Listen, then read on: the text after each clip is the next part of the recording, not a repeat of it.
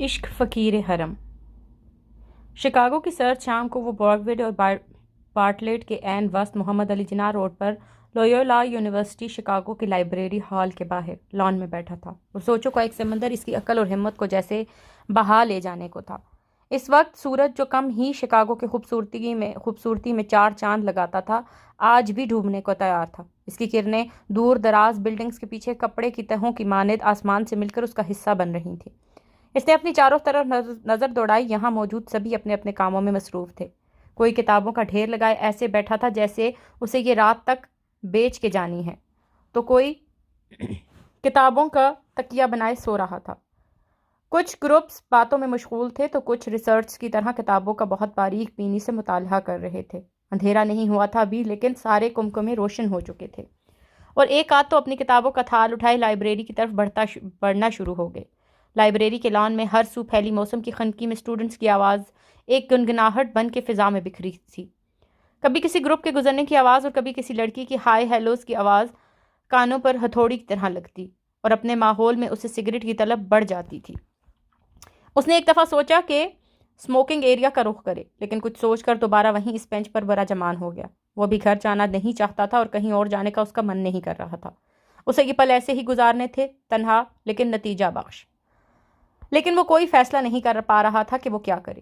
آج سے 6 سال پہلے بھی وہ ایک فیصلہ کر چکا تھا، لیکن اس پر عمل بہت ان ایکسپیکٹڈ اور ڈرامائی انداز میں ہوا تھا، اور اب جب اس نے پاکستان جانے کا فیصلہ کر ہی لیا تھا تو ایک بار پھر کچھ ویسی ہی سچویشن میں گھر چکا تھا جس سے اس نے دور رہنے کی ہر ممکن کوشش کی تھی، لیکن جو ہونا ہوتا ہے اسے کوئی کب تک اب ایک مٹھی میں دبا کر رکھ سکتا ہے۔ جس شخص، جس پل، جس نعمت، جس روشنی کو آپ سے جدا ہونا ہی ہوتا ہے، کوئی کب تک اس پر اپنا حق جمائے رکھ سکتا ہے؟ جب شروع کے مراحل میں شعور مختلف شکلیں اختیار کرتا ہے تو وہ نفس کے تمام خواہشات کو اپنی خواہشات سمجھنے لگتا ہے، کیونکہ وہ خواہشات اس پر فزیکلی اور مینٹلی طور پر اٹیک شروع کر دیتی ہیں، اور اس کے نتیجے میں زندگی جسمانی ضروریات اور خوشی کے راستے پر چل پڑتی ہے، اور اسے کمانڈنگ سیلف کہا جاتا ہے۔ اس نے جو بھی فیصلہ آج تک کیا تھا اسی بیس پہ کیا تھا، کیونکہ دنیا کا ہر انسان نفس کے پیچھے چلتے ہی فیصلہ کرتا ہے، چاہے وہ اچھا ڈریس پہننے کی خواہش ہو یا کچھ کھانے کی، حتیٰ کہ ہر خواہش۔ زندگی کے ہر بہاؤ میں انسان ریت کی ذروں کی طرح بہتے چلے جاتے ہیں، ریگزار تو پھر بھی کبھی اپنی جگہ سے ہل جاتے ہیں، کوئی ہل کر واپس وہیں جم جاتے ہیں، کچھ رک جاتے ہیں، کچھ چل نکلتے ہیں، کچھ نئے شامل ہو جاتے ہیں، رکے چل پڑتے اور چلتے کسی موڑ پر ٹک جاتے۔ انسانی زندگی کا سفر بھی ایسا ہی ہے، جیسے مٹی اور ریت کے ذروں کا، جیسے کبھی پانی بہا لے جاتا تو کبھی ہوا اڑا دیتی، تو کبھی نصیب میں رکے پانیوں کی مانند ٹھہراؤ ہی رہتا۔ ایسے ہی عمر گزر جاتی ہے زندگی، کبھی لمحوں میں بیتتی ہے تو کبھی سالوں پر محیط قیام ہی رہتا۔ دونوں طرح کی زندگی تو مختلف ہوتی ہے، لیکن اس کے رخ، زاویے اور الگ ہوتے ہیں۔ ہر انسان کی زندگی میں وقت اپنا کردار ادا کیے بغیر نہیں گزرتا۔ وقت انسان کو نشیب و فراز میں سے گزارتا ہے، کبھی سہانا موسم بن جاتا ہے، کبھی بادل ہی برساتا چلا جاتا ہے، تو کبھی ڈراؤنے خواب کے جیسے خازان لے آتا ہے۔ یادداشت کے کچھ پل زندگیوں میں رہتے ہیں، لیکن انہیں ہم چھو نہیں پاتے۔ ان کو محسوس کر کے ہی ہم وہ لمحے دوبارہ جی بھی لیتے ہیں اور مر بھی لیتے ہیں۔ جب وہ پہلی دفعہ یہاں آیا تھا، سردی کی یکبختہ ہڈیوں میں گھستی اور خون کے ذرے ذرے کو منجمد کر دی ٹھنڈی لہروں نے اس کا استقبال کیا تھا، اور باہر لان میں بیٹھنا نہیں پسند کرتا تھا، کیونکہ سرد لہروں میں خوبصورت درخت بھی اسے فریزر کی طرح ہی نظر آتے تھے۔ کبھی کبھی تو وہ اس ٹھنڈ میں تھرتھراتے لگتا تو کبھی اسے یہ ٹھنڈی راتوں میں یادیں گرم جوشی سے دل سے لگائے رکھتی۔ وہ 28 سال کے لگ بھگ 8 فٹ کے قد کا ہینڈسم، ڈیشنگ اور چارمنگ پرسنالٹی کا مرد تھا۔ اس میں ایشین مرد کی ساری خصوصیات تھیں، جس کی وجہ سے کیانا اس سے امپریس ہو گئی تھی اور پھر اس سے شادی جیسے بندھن میں بن گئی تھی۔ اس نے نہ چاہتے ہوئے بھی وہ فیصلہ کرنے کی ہمت کر لی جس سے اس نے کئی روز تک آنکھیں بند کر رکھی تھی۔ اس نے بینچ پر بیٹھے ہوئے اپنی پاکٹ میں سے سیل فون نکالا اور تصویریں دیکھنے لگا۔ اس کے سیل میں پچھلے 4 سال کی ہر یاد مقید تھی، لیکن ان 5 سال سے پہلے کا ایک بھی منظر اس گیلری میں کہیں نہیں تھا۔ وہ پیچھے جانا چاہتا تھا، بہت پیچھے، جیسے صدیوں کا فاصلہ طے کر کے یہاں تک آیا تھا۔ اب اسی راستے سے گزر کر وہ پیچھے جانے کی ہمت بنا رہا تھا۔ اس نے اپنے سیل کی ساری گیلری کو رول کر کے دیکھا، کچھ بھی نہیں تھا اس میں، نہ کوئی منظر، نہ کوئی پل اور نہ کوئی یاد۔ کتنے ہی تو وہ موبائل بدل چکا تھا یہاں آنے کے بعد۔ اس نے بے چینی سے آخری کوشش کی، ایک آخری دفعہ پورے موبائل کی ہر آئیکن کو چیک کیا۔ اسے پتا تھا وہ ایک بے وقوفی والی حرکت کر رہا ہے، جب اس میں کچھ تھا ہی نہیں تو ملتا کیسے۔ اس نے آنکھیں بند کر کے بینچ کے ساتھ ٹیک لگائی اور ہر وہ منظر یاد کرنے لگا جہاں سے وہ گزرا کرتا تھا، جہاں وہ رہتا تھا، جہاں اس نے اپنی زندگی کے خوبصورت خوشیوں بھرے پل گزارے تھے، اپنی ماں، بہن، دوستوں کے ساتھ، جہاں اس نے عریشہ کو دیکھا تھا۔ وہ نام اس کے لیے چاند کی چاندنی سے بڑھ کر تھا۔ جیسے چاند کی چاندنی برکھا کے بعد سرسبز پتوں کو نہلاتی تھی، وہ بھی ایک کبھی اس کی یاد میں بھیگ جاتا تھا۔ اس نے سب کچھ آنکھوں میں دیکھنا شروع کر دیا، ہر وہ دن، ہر وہ رات، اس کی زندگی کا ہر وہ پل جس سے اس کا یہ سفر سٹارٹ ہوا تھا۔ وہ واپس وہاں پہنچ گیا تھا 5 سال پیچھے۔ دھندلے دھندلے منظر اس کی آنکھوں کے آئینے بھگونے لگے، اور ان میں سے خود کو تلاشتے تلاشتے اس کی آنکھوں سے 2 موتی ٹپک کر اس کے گال میں جذب ہو گئے، اور وہ اپنی یونیورسٹی کی کینٹین میں پہنچ گیا۔ وہ کب بچھڑا نہیں، اب یاد، لیکن بس اتنا یاد ہے کہ تھا دسمبر۔ نائس آواز، یار سنی ہوئی لگ رہی ہے، اچانک سے ازمیر کے منہ سے نکلا جب وہ گرم گرم چائے کا سپ لے رہا تھا۔ ہاں ازمیر، سنی تو ہے، کیوں قاسم، تم نے بھی سنی ہے نا؟ ابھی یہاں پہ موجود ہر ذی روح نے بھی سنی ہے۔ وہ پچھلے ٹیبل پہ جو لڑکیاں بیٹھی ہیں نا، انہی میں سے ایک لڑکی کی آواز ہے۔ مغیث نے اسے جتانا چاہا کہ اس میں کچھ خاص نہیں تھا۔ ارے نہیں یار، یہ آواز بھی اور یہ شعر بھی کچھ سنا سنا سا لگ رہا ہے، پتہ نہیں کہاں، لیکن مجھے کچھ کنیکشن لگ رہا ہے اپنا اس کے ساتھ۔ ازمیر نے کچھ سوچتے ہوئے جواب دیا۔ کس کے ساتھ؟ اس لڑکی کے ساتھ؟ شرم کر یار، مغیث نے دوبدو جواب دیا۔ او نہیں، میری بات تو سنو، پہلے اس شاعری اور آواز کے ساتھ ہے کوئی رشتہ؟ تو وہی نا، اس لڑکی کے ساتھ۔ تو ایک ہی بات ہوئی نا، آواز اس کی ہے تو لڑکی بھی یہی ہوگی جس سے تمہارا کوئی رشتہ ہے پرانا۔ بات ایک نہیں ہے، اب کی بار وہ ذرا زور دے کر بولا۔ ان دونوں نے چپ ہو جانا ہی بہتر سمجھا، کیونکہ اب وہ بحث پہ اتر رہے تھے۔ اتنے میں وہ پیچھے مڑ کے دیکھنے ہی لگا تھا کہ وہ لڑکی اب کینٹین سے نکل کر بلاک کی طرف جا چکی تھی۔ وہ سب کو پیچھے سے بہت غور سے دیکھ رہا تھا۔ سب کی ڈریسنگ میں بھی بہت نفاست تھی، لیکن ایک نے وائٹ ڈریس پہن رکھا تھا، فراک اور چوڑی دار پاجامہ، جو اس سے کوئی پری جیسی نازک لگی تھی۔ وہ منظر سے اوجل ہوئی تو اس نے اپنے فرینڈز کو دیکھا، جن میں سے کسی کا بھی اس کی طرف دھیان نہیں گیا تھا۔ قاسم اپنی پریزنٹیشن کی سلائیڈز ٹھیک کر رہا تھا، اتنا مگن تھا کہ اس کے سامنے بھی پری بیٹھی ہو تو اسے آنکھیں اٹھا کے نہ دیکھے۔ اور رہا مغیث بھی سیل میں مصروف تھا۔ اسے محسوس ہو گیا تھا کہ اس کی چوری پکڑی نہیں گئی۔ کچھ دیر وہ چپ چاپ دونوں کو اور پھر کبھی اس جگہ جہاں لڑکیاں اوجل ہوئی تھی دیکھتا رہا۔ آخر کر رہا نہ آ گیا نہ بولا۔ پتہ ہے ان میں سے ایک لڑکی نے بالکل ویسا ہی وائٹ ڈریس پہنے ہوئے ہے جیسے میری ڈریمز میں آتی ہے، ہاتھ میں جام پکڑے۔ اسے پائل نہیں پسند، لیکن پہن کر آتی ہے، اور اس کی پازیب کی چھن چھن سے جب میری آنکھ کھلتی ہے تو ہنستی ہوئی کہہ جاتی ہے، یہ آج بھی سو رہے تھے، اف میرے ربا، آج پھر جگا دیا، اور چھن چھن کرتی چلی جاتی ہے، اور میرے کانوں میں گھنٹوں اس کے قدموں کی چھاپ سنائی دیتی ہے۔ اس منظر میں کھو کر وہ سب سے بے خبر ہو کر بولا جا رہا تھا جیسے اس کے دوستوں کو الجھن ہو رہی تھی۔ اف میرے بھائی، کیا نظارہ ہوتا، جیسے چاند کی چاندنی ہر سو پھیلی ہو، درختوں کے پتے جھول رہے ہوں، ٹھنڈی ہوا میں ہر طرف کبوتر اڑ رہے ہیں، اور چاند کی چاندنی میں وائٹ ڈریس میں لڑکی کھڑی کھڑکی سے باہر بے خوف چلی جاتی ہے تو ڈر جاتا ہے، لیکن ہمت نہیں ہوتی اٹھ کر دیکھنے کی۔ کہیں گر کے اس کے خاموش ہونے کی دیر تھی تو قاسم، جو اس کی اس بدروح والی افسانوں سٹوری سے آلریڈی تنگ آیا ہوا تھا، آخر بول ہی پڑا کہ کہیں گر کے مر ہی نہ گئی ہو اور میں کوارا رہ جاؤں۔ قاسم اس کو ٹوکتے اور تپانے سے باز کہاں رہتا تھا۔ ایسے تو میں نہیں بولتا، اتنی پیاری لڑکی کو اتنی چھوٹی عمر میں مارنے کا میں تصور بھی نہیں کر سکتا۔ اور تینوں ہنسنے لگتے ہیں۔ ازمیر نے شکایتی لہجے میں کہا، تم یہ بدروحوں والے منظر کو پریوں سے کے بعد میں بھی منسوب کر سکتے ہو؟ ابھی کلاس میں چلنا چاہیے، لیٹ ہو رہے ہیں۔ سر مدثر نے پھر انٹر نہیں ہونے دینا، اور دھوپ میں بھی نہیں نکلی، ٹھنڈ میں چائے پہ ہی گزارا کرنا پڑے گا، کیونکہ انڈے تو انہوں نے ہی بھی ہمیں کھلا ہی دینے ہیں۔ قاسم نے موضوع کو بدلنا چاہا، وہ اس کی لڑکیوں والی عادتوں پہ تھوڑا سا غصے بھی ہو جاتا تھا، لیکن بات بدلنا ہی مناسب سمجھا۔ Okay let's go for class. اس نے اپنا موڈ ٹھیک رکھتے ہوئے اٹھنا ہی بہتر سمجھا، کیونکہ وہ دونوں ایسے ہی ری ایکٹ کرتے تھے جب بھی وہ اس لڑکی کا ذکر کرتا تھا۔ وہ اپنا بیگ اٹھا کر کھڑا ہو گیا۔ تینوں کی عادتیں بھی نہیں ملتی تھی، لیکن دل کے تار جڑے ہوئے تھے، شاید اسی لیے ان میں جلدی اچھی دوستی ہو گئی تھی۔ کالج میں ملے تھے، لیکن لگتا تھا ان میں بہت پرانا یارانہ ہے۔ ازمیر تو ہاسٹل میں رہتا تھا کیونکہ اس کا گھر دور تھا، تو اس کی امی نے اسے ہاسٹل میں رہنے کا کہا، جیسے وہ مان گیا۔ شاید وہ جلدی ہی وہ کالج چھوڑ جاتا اگر اس کی دوستی مغیث اور قاسم سے نہ ہوتی۔ نہ وہ تینوں کسی غلط کام میں پڑے اور نہ غلط کمپنی میں۔ کبھی ایک کے گھر ہوتے، کبھی دوسرے، تو کبھی تیسرے۔ ازمیر کی بھی باری آ جاتی، جب وہ ایک اینڈ پہ فری ہوتے تو اس کے گھر بھی خاطر کروانے پہنچ جاتے۔ ایک بات تھی، مغیث اور قاسم کا ماننا تھا کہ محبت کچھ نہیں ہوتی، بس دھوکہ ہوتا ہے، اور کہیں کسی لڑکی نے لڑکے کو دیا ہوتا ہے یا کسی لڑکے نے لڑکی کو۔ لیکن آزمیر کچھ الگ تھا، جیسے اس کے اندر محبت پہلے سے بوئی گئی ہو۔ شاید اس کی ماں نے اس کے بابا کے چلے جانے کے بعد انہیں بہت محبت سے بڑا کیا تھا، ہر رشتے کو محبت کی نگاہ سے دیکھنا سکھایا تھا۔ السلام علیکم۔ سو تم نے فائلز ارینج کر لی تھی، اور جو ایڈیٹنگ کرنی تھی وہ بھی؟ اور مریم کا کچھ پتہ ہے؟ وہ تو میرے ساتھ ہی ہے، اس نے جواب دیا۔ واقعی ہی؟ چلو پھر تم لوگ کینٹین پہ پہنچو اور چائے کا آرڈر دو، وہیں پہ ہم لوگ بس پہنچ رہی ہیں۔ ہاں کر لیا ہے۔ Good morning girls. آتے ہی عریشہ نے سلام کیا تو جواب دیتے ہی اسوا اور مریم ایک ساتھ بولیں، واو عریشہ کتنی پیاری لگ رہی ہو، نیو ہیئر سٹائل؟ عریشہ نے وائٹ فراک جس کے اوپر پرپل کلر کا کام ہوا تھا اور ساتھ میچنگ پرپل ہی سویٹر اور جوتا پہن رکھا تھا، وہ بالکل شہزادی لگ رہی تھی۔ یس، وہ کزن کی شادی ہے نا، اس لیے، اور سبھی بہت تیار ہو کر آئے ہو۔ بس خود ہی تیار ہوئی یا پروجیکٹ پہ بھی کام کیا ہے؟ اس نے اپنے سے ان کا دھیان ہٹانا ہی بہتر سمجھا۔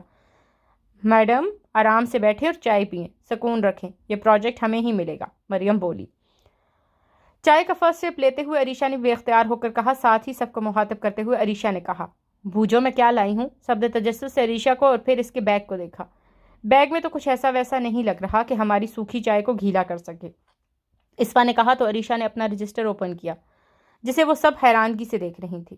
لگتا مورخ کے لائی ہے بچپن کی یاد تازہ کرنے کے لیے، مریم نے ہنستے ہوئے کہا تو سب کے چہرے پہ تجسس کے بجائے مسکراہٹ آ گئی۔ اتنے میں عریشہ نے اپنا رجسٹر اوپن کیا اور اس کے سامنے رکھ دیا اور بتانا شروع کر دیا، یہ دیکھو رات کو ہی نظر پڑی اور سکیچ اتار لیا، اچھا ہے نا؟ پینٹر کی خوب گریپ ہے اس پر، اور باقی بھی اس کے آگے ہی ہیں، چیک کر لینا۔ مریم نے سرسری سا ہی دیکھا۔ یار یہ ہماری تھیم نہیں، تم نے اس کو ایڈ کیوں کیا؟ اسوا نے اس سے پوچھا۔ وہ میں نے سر سے ڈسکس کرنے کے بعد ہی اس کو سلیکٹ کیا ہے، یہ پسند نہیں آیا؟ نہیں ہے تو بہت اچھا، لیکن ہمیں کسی نے نہیں بتایا، ہمیں تو صرف یہی پتا ہے کہ اس میمو کے اکارڈنگ کام کرنا ہے، اور اپنے ہاتھ چائے سے گرم کرنے میں لگ گئی۔ شاید جیلسی کا عنصر بیچ میں آ گیا جس نے عریشہ کی مسکراہٹ کو دبوچنا چاہا۔ اتنے میں وہ زرمین نے رجسٹر اٹھا کے دیکھنا شروع کر دیا اور اچانک اس کی نظر لاسٹ پیج پہ لکھے شعر پہ پڑی، وہ کب بچھڑا نہیں اب یاد، لیکن بس اتنا یاد ہے کہ تھا دسمبر۔ چھوڑو بھی تم، بعد میں پڑھ لینا، چائے پی لی ہے تو اٹھو، بہت کام ہے، کلاس میں جا کر اس کو فائنل بھی کرنا ہے۔ عریشہ کا اب موڈ وہاں بیٹھنے کو نہیں کر رہا تھا۔ ہاں چلو، اسوا نے بھی عریشہ کی ہاں میں ملائی اور سب اپنے بیگز اٹھانے لگے۔ چلتے چلتے زرمین نے عریشہ سے پوچھ ہی لیا، تم دسمبر میں اتنی اداس کیوں ہو جاتی ہو؟ اور فضول شاعری؟ اداس تو نہیں ہوتی یار، دسمبر میں مجھے یاد آتا ہے، ایسے دل میں کوئی چبھن ہو جیسے۔ کیا مطلب یاد آتا ہے، اور چبھن کیسی؟ زرمین نے حیرانگی سے پوچھا۔ اسے بتاؤ جا کر، زرمین نے مختصر جواب دیا۔ میں کیسے بتا سکتی ہوں؟ جب بات نہیں کرو گی تو ایسے ہی رہو گی، یا تو دل سے ہر خیال نکال دو یا قدم بڑھا دو۔ میرا کوئی موڈ نہیں ہے ایسی باتیں سننے کو، اس نے بے دلی سے کہا۔ تو تم نے ہی پوچھا تھا، میں خود تو نہیں بتایا، عریشہ نے کندھے اچکاتے ہوئے جواب دیا۔ زرمین کے ذہن میں بہت خیال آتے تھے لیکن کسی کا سرا نہیں ملتا تھا، اسے سمجھ نہیں آتی تھی کہ عریشہ سے کیا پوچھے اور کیا نہیں۔ وہ اسے جانتی تو بہت قریب سے تھی لیکن سمجھ نہیں پائی تھی ابھی تک، کیونکہ عریشہ تھی تو بہت نرم اور مزاج لیکن گہری بھی۔ کلاس روم تک پہنچتے پتہ نہیں کیا کیا اس کے مائنڈ سے ٹکرایا تھا اور کس کس خیال کو اس نے اپنے ذہن میں جاننے دیا تھا، لیکن وہ عریشہ کو تم بھی نہ سے زیادہ کچھ نہ بول پائی، اور حسب عادت عریشہ کے فیس پہ کیوٹ سی اسمائل آ گئی۔ چلو اب اوپن کرو اپنے رجسٹر اور چارٹس دکھاؤ، کلاس سٹارٹ ہونے سے پہلے ہمیں ریڈی ہونا ہے۔ مریم کی آواز نے انہیں خیالوں سے نکال دیا تھا۔ روم سے تیار ہو کر نکلتے وقت اس نے آخری دفعہ خود کو آئینے میں دیکھا اور کچھ یاد آنے پر پرفیوم کی بوتل اٹھائی اور خود پر ہلکا سا چھڑکاؤ کرنے کے بعد واپس پلٹی اور اپنا بیگ اور دوسری ضروری چیزیں اٹھائیں، روم سے باہر آ گئی۔ پورے گھر میں اس وقت ہلکی ہلکی سی مہک آ رہی تھی جو اس بات کا اسے احساس دلا رہی تھی کہ آج بھی وہ بہت لیٹ اٹھی اور پاپا نے ہی اس کے پودوں کو پانی دیا ہے جو اس نے حال میں بہت نفاست سے لگائے تھے، اور ان کی ذمہ داری اور اپنے پاپا پہ چھوڑ دی تھی۔ اس نے پورے گھر پر نظر دوڑائی اور اپنا بیگ سائڈ پہ ٹیبل رکھتے ہوئے حسب عادت اپنے پاپا کو آواز دی، پاپا آئی ایم سوری۔ کس لیے بیٹا؟ اس کے پاپا نے بھی بنا کچھ سوچے سمجھے پوچھا۔ میں آج بھی دیر سے اٹھی لیکن کل سے میں جلدی اٹھوں گی اور ناشتہ بھی میں ہی بناؤں گی، پرومس۔ بیٹا اٹس اوکے، اس دن کا میں کبھی خیال بھی نہیں لایا کہ میری بیٹی اٹھ کر ناشتہ بنائے، جب تک میرے پاس ہے ناشتہ تو میں ہی بناؤں گا، اور رانیہ بھی تو ہے، میں نہ ہوں تو وہ جو بنا لیتی ہے، تو میری پیاری بیٹی کو کیا ضرورت؟ مسٹر منیر نے فاخرانہ انداز میں کہا تو منہا نے بھی رہا نہ گیا۔ اس نے خوش ہوتے ہوئے کہا، میری سویٹ پاپا، آپ بہت اچھے ہیں۔ اس نے پاپا کو پیچھے سے ہگ کرتے ہوئے کہا اور جوس کا گلاس اٹھا لیا۔ تمہارے دسمبر ٹیسٹ کب سے سٹارٹ ہو رہے ہیں؟ مسٹر منیر نے چائے کا پانی چولہے پر رکھتے ہوئے کہا۔ منڈے سے سٹارٹ ہیں، ڈیٹ شیٹ آج شاید مل جائے۔ اب منہا چیئر پر بیٹھ چکی تھی اور ساتھ جوس کے سپ لے رہی تھی۔ پھر تو 4 دن ہی ہیں تیاری کے لیے۔ تیاری کیسی ہے تمہاری؟ ٹھیک ہی ہے پاپا، بس دعا کیجیے گا، منہا نے اس سوال پر بیزاری چھپاتے ہوئے کہا۔ انشاءاللہ بیٹا، بہت اچھے ایگزامز ہوں گے، میں نے خود اپنی بیٹی کو پڑھایا ہے، مجھے پتا ہے ٹھیک نہیں بہت اچھے ہوں گے۔ پاپا میں سوچ رہی تھی پیپرز کے بعد کہیں چلیں، گڈ آئیڈیا۔ گاؤں اپنی دادوں کی طرف ہو آنا، وہ بھی بہت اداس ہو رہی ہوں گی کہ ایک ہی بیٹی تھی، اسے بھی اپنے ساتھ لے گیا۔ اس کے پاپا نے اس کی خواہش میں اپنے خیالات کا اظہار کرتے ہوئے کہا۔ نہیں پاپا، میرا گاؤں جانے کا کوئی موڈ نہیں، میرا دل ہے ناردرن ایریاز جانے کا، کیوں نہ ہم وہاں چلیں؟ نہیں بیٹا، آپ بھی تیاری کرو، دسمبر ٹیسٹ کے بعد اسٹڈی ختم نہیں ہو جانی، so just concentrate on your study, انہوں نے اس کے انداز میں جواب دیا۔ پاپا جانی بس۔ اچھا تو بابا، پھر ہم رابعہ تائی کی طرف چلتے ہیں، ویسے بھی ان کا صرف ذکر ہی سنا ہے دادوں سے، کیا ہی ہو جو ہم ان سے مل لیں، اسے بابا کی آنکھوں میں دیکھتے ہوئے کہا اور اس کے پاپا کو جیسے جھٹکا لگا۔ وہاں کیا ہے؟ مسٹر منیر نے چائے کپوں میں ڈالتے ہوئے پوچھا۔ پاپا 13 سال ہو گئے ہم وہاں نہیں گئے، نہ ہی وہ آئے، آپ نے تو کبھی ذکر بھی نہیں کیا۔ کل میں پکچرز دیکھ رہی تھی تو مجھے خیال آیا ایک دفعہ ان سے ملوں۔ آزمیر بھائی بھی تو اب یونیورسٹی جاتے ہوں گے، اور ہنا تو ہے بھی میری ہم عمر، میرا دل ہم دونوں ان کی طرف چلیں، انفیکٹ میرا دل کر رہا ہے وہاں جانے کو، اور رہی گاؤں کی بات، وہاں جا کر میں بور ہوتی ہوں، منہا نے صفائی دیتے ہوئے کہا، جس پر منیر صاحب کچھ بولتے بولتے چپ ہو گئے۔ ان کے لب کھلے، پھر انہوں نے اپنے لب بھینچ لیے۔ اوکے بیٹا، اس بارے میں بعد میں بات کریں گے، تم بھی لیٹ ہو رہی ہو، ناشتہ کرو اور مجھے بھی اپنی تیاری کرنے دو، پھر تمہیں چھوڑتے ہوئے بھی ٹائم لگ جانا ہے۔ اور ایک سانس میں بولی گئی جیسے وہ بات بدلنے کی ناکام کوشش کر رہے تھے۔ لیکن پاپا، بس بیٹا کہتی آنا، اس بارے میں بعد میں بات ہوگی، مسٹر منیر نے ڈانٹنے کے سے انداز میں کہا۔ اوکے پاپا، وہ اب چپ کر کے ناشتہ کرنے لگ گئی تھی۔ اس نے اپنے پاپا کے چہرے پر ایک نگاہ دوڑائی، اب کہ وہ واپس بہت پرسکون حالت میں چائے ختم کر کے تیار ہونے کے لیے جا چکے تھے، اور وہ ان کے روم میں جاتے دیکھ کر سوچ میں پڑ گئی کہ پاپا کس چیز سے منع کرتے۔ ابھی وہ ناردرن ایریاز کی بات پہ تو نہ کر رہے تھے، لیکن وہاں جانے پہ کیوں غصہ ہو جاتے ہیں؟ اس کا اتنا دل تو نہیں تھا جانے کو، نہ وہ اپنے پاپا کو کسی سے شیئر کر سکتی تھی، لیکن کوئی تو وجہ تھی جو پاپا اپنے مرحوم بھائی کی طرف نہیں تھے جاتے اور نہ وہ لوگ آتے۔ اب جب کہ وہ بڑی ہو رہی تھی، اس نے اپنے ذہن میں الجھے ہوئے سوالوں کی گتھیاں سلجھانے کی ٹھان لی تھی۔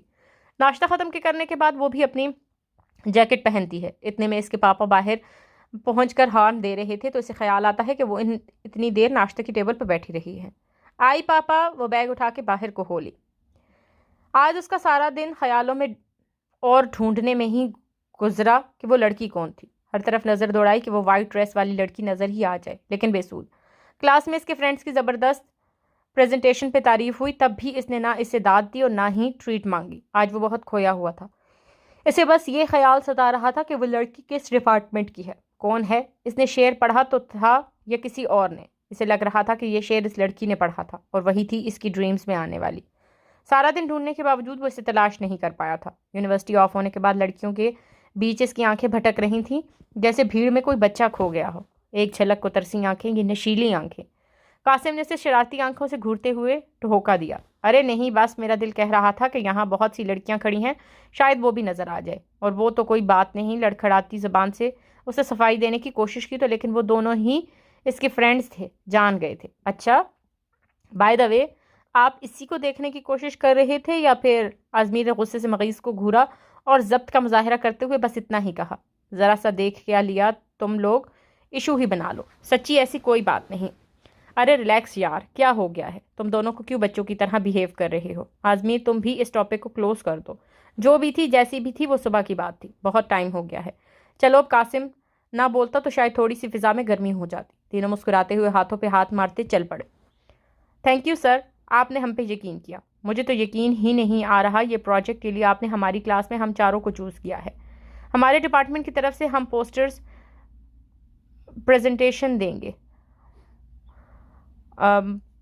یونیورسٹی تعریف کرے گی اور فرسٹ پرائز ہمارا ہی ہوگا انشاءاللہ۔ اسوا نان سٹاپ شروع ہو چکی تھی، ڈاکٹر کامران کو امپریس کرنے میں، جس سے شیزہ اور زرمین کو الجھن ہو رہی تھی۔ سر بھی مسکرا کر اس کے کام کو سراہ رہے تھے۔ مریم تو اس کی دوست تھی، وہ تو برداشت کر لیتی، لیکن اسوا کی ایسی حرکتوں پہ محظوظ بھی بہت ہوتی تھی۔ لیکن زرمین اور عریشہ کو جب اس کے ساتھ مل کر کام کرنا پڑتا تھا، اس کی چکنی چپڑی باتیں بھی برداشت کرنی پڑتی تھی، جو اس پر کسی بھی ٹیچر کو دیکھتے ہی حاضر ہونا شروع ہو جاتی تھی۔ یہ کیوں اتنا فضول بول رہی ہے؟ اب ہمیں نکلنا چاہیے، ٹائم دیکھا ہے کیا ہو رہا ہے، اور اس کا مکھن اور اسٹیمنا ہے کہ ختم ہونے کا نام ہی نہیں لے رہا۔ عریشہ نے اس کو وقت کا احساس دلایا تو زرمین بولی، سر اب ہمیں چلنا چاہیے۔ واقعی بیٹا،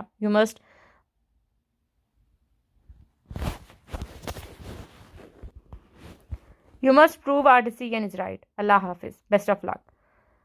سر نے اپنی دعاؤں میں ان کو رخصت کیا تو سب کا موڈ کچھ ٹھیک ہوا۔ سر کے روم سے نکلتے ہوئے تینوں کے چہرے دیکھنے والے تھے۔ اس پر اسوا کو احساس ہوا کہ وہ لمبی تمہید باندھ کے کھڑی تھی سر کے روم میں، جس پر اسے شرمندگی بھی ہوئی اور بس اتنا ہی بول پائی، آئی ایم سوری یار، چلو بن باتوں کا وقت نہیں، یہ کون سا پہلی دفعہ ہوا ہے۔ مریم نے مسکراتے ہوئے جواب دیا تو چاروں آگے بڑھ گئیں۔ گھر جاتے ہوئے چاروں کے ذہن میں ایک ہی چیز تھی، اپنے آپ کو منوانے کی، پاکستان کے مین ایشوز کو پوسٹر میں کیسے دکھانا ہے اور لوگوں کو ریئلائز کروانا ہے۔ سب سے بڑی چیز جس پہ چاروں کا فوکس تھا وہ تھی احساس کی طرف لوگوں کو کیسے متوجہ کرنا ہے۔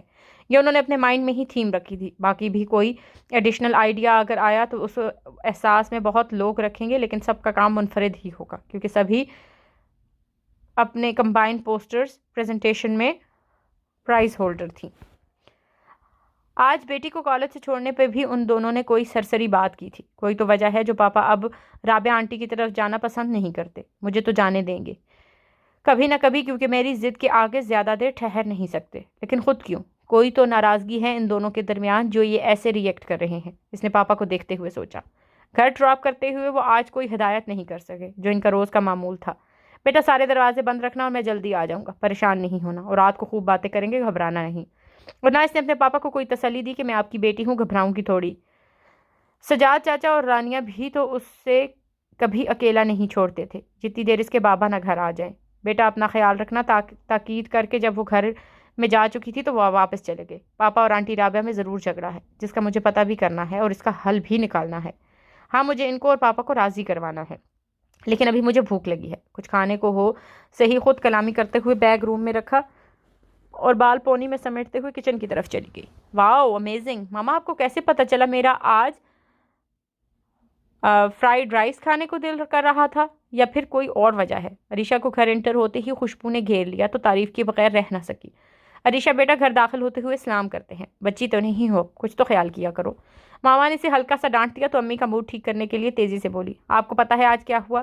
اس کی امی گھبرائی ہوئی بولی، اللہ خیر کرے کیا ہوا؟ ارے نہیں ماما، ایسا ویسا کچھ نہیں ہوا، آپ پوری بات سنتی نہیں اور پریشان پہلے ہو جاتی ہیں۔ کیا کروں بیٹا، پاکستان کے حالات ہی ایسے ہیں، ایک دھڑکا سا لگا رہتا ہے۔ جوان بیٹیاں ہیں، ماں بیچاری پریشان نہ ہو تو کیا کرے؟ کچن سے نکلتی اس کی ماں شروع ہو گئی تھی، لیکن اس کا چہرہ دیکھ کر بات بدل گئی۔ اچھا تم بتاؤ کیا کہہ رہی تھی؟ اس کی ماما کو نظر آ گیا تھا کہ اس کے آگے میں کچھ بولی تو یہ موڈ آف کر کے چلی جائے گی اور کھانا بھی نہیں کھائے گی۔ نہیں آپ پہلے لیکچر دے لیں، میں پھر بتا دوں گی۔ آپ کو پتہ بھی ہے کہ یہ ایشوز غریبوں کے ہوتے ہیں، ہمارے نہیں۔ لیکن بیٹا لڑکی ذات کسی بھی سوسائٹی سے ہو، اس کی ماں کو فکر مند ہونا چاہیے۔ تم ایسی ڈریسنگ ہمیشہ کیوں نہیں کرتی؟ اتنی کیوٹ لگ رہی ہو، بالکل پری جیسی۔ اس کی ماما نے اس کے چہرے کے تاثرات کو نظر انداز کرتے ہوئے کہا، ہاں بھائی کیا لیکچر لیے جا رہے ہیں گھر آتے ہی؟ ٹیچرز نہیں ٹھیک پڑھاتے؟ کوئی پریشانی ہے میری بیٹی کو؟ پاپا آج جلدی گھر آ گئے تھے۔ وہ بابا کی طرف لپکی، بابا دیکھیں نا، میں ابھی گھر پہنچی ہوں، بھوک کی زوروں سے لگی ہے اور اتنی خوش بھی تھی، لیکن ماما نے آتے ہی دونوں غائب کر دی۔ پاپا کو دیکھتے ہی عریشہ نے معصوم سا چہرہ بنا کر بابا کو شکایت لگا دی تو اس کی ماما بولی، اب بتاؤ گی بھی کیا ہوا ہے، یا دونوں باپ بیٹی میری برائیاں لے کر بیٹھ جاؤ گے؟ اگر آج اکٹھے ہو ہی گئے ہو، میرے کنٹرول میں نہ بیٹیاں ہیں اور نہ باپ۔ بیٹھے پاپا آپ ہی بتاتی ہوں، وہ چہرے پر ایک فتح کی مسکراہٹ لے کر بتانے لگی۔ آج حبیب جالب کا شعر کبھی اس کے ذہن میں گھومتا تو کبھی اس لڑکی کی آواز میں پڑھا گیا وہ شعر۔ میں نے آج تک کسی کو اپنے حواسوں پہ سوار نہیں کیا، وہ تو ایک خواب ہے، چلو اس کا خیال آ بھی گیا تو کیا، لیکن یہ آواز میرا پیچھا کیوں نہیں چھوڑ رہی؟ کون نہیں پیچھا چھوڑ رہا میرے بھائی کا؟ کوئی چڑیل تو نہیں پیچھے پڑ گئی؟ ہنا جو آزمیر کے لیے کافی لے کر آئی تھی، آتے ہی جھٹ پٹ جواب دیا تو آزمیر کو احساس ہوا کہ وہ دل میں نہیں سوچ رہا بلکہ اونچی آواز میں بول رہا تھا، تم میرا پیچھا نہیں چھوڑ رہی، یہ بول رہا تھا۔ آزمیر نے بات بدلنے کی کوشش کی۔ ہنا آزمیر کا چہرہ پڑ چکی تھی، چاہے وہ اس کی چھوٹی بہن تھی لیکن اس کے دل کو جانتی تھی، اور اسے اسی وقت محسوس ہو گیا تھا کہ کوئی پرابلم ہے۔ جب اس کی امی نے بتایا کہ تمہارے بھائی نے آج آ کر ان کا نہ سر کھایا اور نہ کھانا۔ وہ بھی ورکنگ ویمن تھی، سو تھکی آئی تھی تو زیادہ پوچھا نہیں کہ ابھی تھوڑی دیر میں یا کل تک بتا دے گا۔ وہ ہمیشہ بچوں کو سپیس دیتی تھی۔ وہ ویکینڈ پہ 2 دن کے لیے ہاسٹل سے گھر آتا تھا اور یہ 2 دن اس کی اپنی ماما اور بہن کے ساتھ ہی گزرتے تھے اور باقی ویک ہاسٹل میں۔ بھائی اتنی کنجوسی تو نہ کریں، ایک تو کافی بنا کر لائی ہوں اتنی ٹھنڈ میں اور آپ مجھے ایک چڑیل سے ملا رہے ہیں۔ ارے تمہیں کب میں نے چڑیل کہا؟ تم تو خود بھی آتے چڑیلوں کا ذکر کر رہی تھی، آزمین نے نہایت سنجیدگی سے کہا۔ کیونکہ چڑیلیں ہی پیچھے پڑتی ہیں نا، نہ کہ بہنیں۔ ہنا نے منہ بنانے کی ایکٹنگ کرتے ہوئے اس کے ہاتھ میں کافی کا مگ پکڑاتے ہوئے کہا۔ بھائی بتائیں نا کیا پرابلم ہے؟ ارے بابا کوئی پرابلم نہیں ہے بھائی، آپ کو پتہ ہے آپ کا موڈ آف ہو تو ہم نہ کھانا کھا سکتے ہیں اور نہ ہی سو سکتے ہیں۔ ماما بھی باہر ہی بیٹھی ہیں، روم میں نہیں گئی ورنہ اس وقت تک وہ سو چکی ہوتی ہیں۔ کیا ماما بھی نہیں سوئیں؟ تو آپ کو کیا لگتا ہے آپ روم میں سیدھے آ گئے تھے اور وہ جتنی دفعہ کھانے کا پوچھنے آئی تھیں آپ نے نہ کر دی تو انہیں کچھ فیل نہیں ہوا ہوگا؟ ہنا نے گلا کرنے والے انداز میں کہا۔ آزمیر کو شرمندگی کا احساس بھی ہوا اور امی پہ پیار بھی۔ ان کے بابا کے چلے جانے کے بعد بھی ان کی امی نے ان کو نہ تو کسی چیز کے لیے رونے دیا اور نہ ان کی آنکھوں میں اداسی آنے دی تھی۔ جیسے بھی حالات آئے وہ مضبوط ہیں اور بچوں کو بھی اپنی رنگ میں ڈال دیا ہے۔ وہ بہت ہی بہادر خاتون ثابت ہوئیں۔ انہوں نے ایک کیپٹن کی بیوی ہونے کا ثبوت دیا تھا۔ پتہ ہے ہنا، مجھے کبھی کبھی بابا بہت یاد آتے ہیں۔ مجھے بھی۔ وہ دونوں بابا کے ذکر پہ اداس ہو جاتے تھے۔ پاپا آج ہوتے تو ماما کو اتنا کچھ برداشت نہ کرنا پڑتا ہمارے لیے۔ ماما نے اتنی تنگ نظر دنیا پہ پر اعتماد زندگی گزاری۔ I am proud of my mama, me also. ہنا نے اپنی بھائی کی طرف دیکھتے ہوئے اس کی ہاں میں ہاں ملائی۔ شی از گریٹ لیڈی، آزمین نے سیلیوٹ کرنے والے انداز میں کھڑے ہوتے ہوئے کہا، جس پر ہنا کھل کے ہنسی۔ ہنس کیوں رہے ہو؟